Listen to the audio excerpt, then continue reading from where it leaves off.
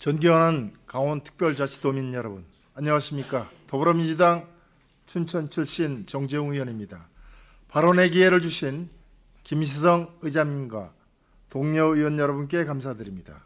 저는 요즘 논란이 되고 있는 GJC와 GD의 영업 양수도를 통한 통합계획 등과 관련된 몇 가지 문제점을 제기하고자 합니다.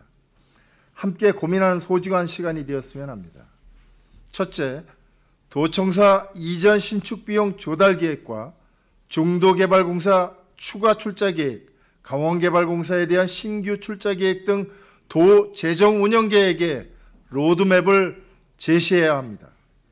불효불급한 사업은 아닌지, 도 재정 운영 능력에 부합하는 사업인지, 도민의 혈세가 적재적소에 투입되고 있는지 꼼꼼히 살펴봐야 합니다. 둘째, GJC의 강원도 관련 채무 내역을 상세히 제시해야 합니다.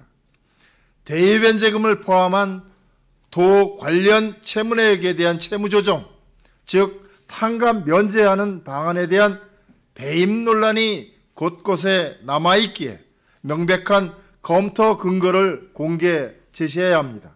보고된 자료에 의하면 앞뒤가 맞지 않은 내용들이 포함되어 있거나 누락된 내용이 있었습니다. 본 의원이 현재까지 확인한 도 관련 부채 내역 총액이 2,379억 원인데 이것을 탕감 면제한다면 GD의 이 금액에 대한 구상채권 확보를 어떻게 할 것인지 명확히 제시해야 할 것입니다. 그런데 채무 면제를 하고 나서 구상권 청구가 가능한지부터 의문입니다. 구상권 청구는 논의 시작부터 없었던 것이 아닙니까? 22년 김진태 지사는 2,050억 원 대변제 동의안을 설득하는 과정에서 추가적인 도비 투입은 없을 것이고 반드시 대의변제금을 회수하겠다고 확신했습니다. 그러나 이후 전개된 상황은 정반대로 최악의 상황으로 진행되었습니다. 셋째, GJC 소유 토지 가치의 합의에 대한 주주총의 등 동의와 감정가 대비 사업성 평가 금액 차의 헐값 양도 논란에 있어서 절차적 법적 논란에 대한 내용을 정리해야 합니다. 이 또한 배임에 대한 논란의 소지가 남아 있습니다.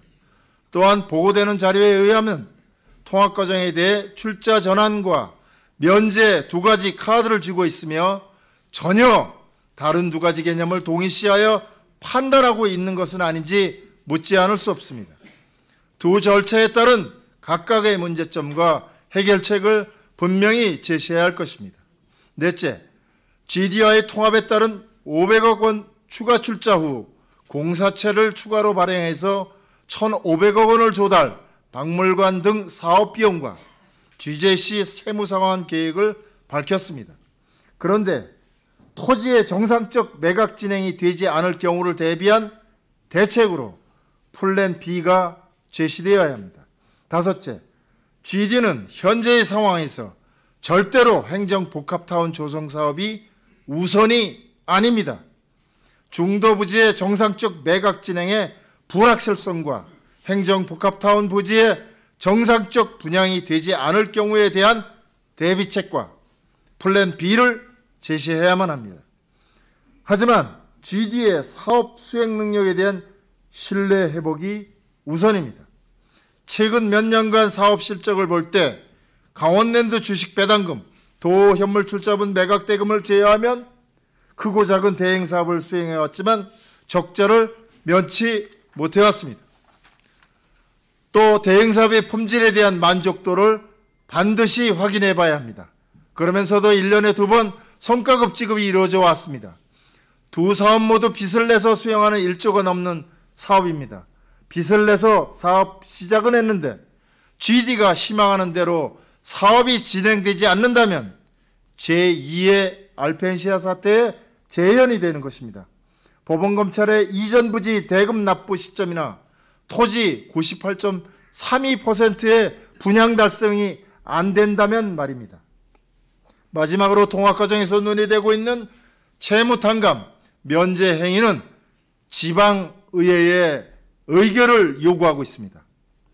지방의회의 의결을 거친 채무 면제, 선택의 여지 없이 의회가 동의하도록 의회의 모든 책임을 떠넘기고 있습니다.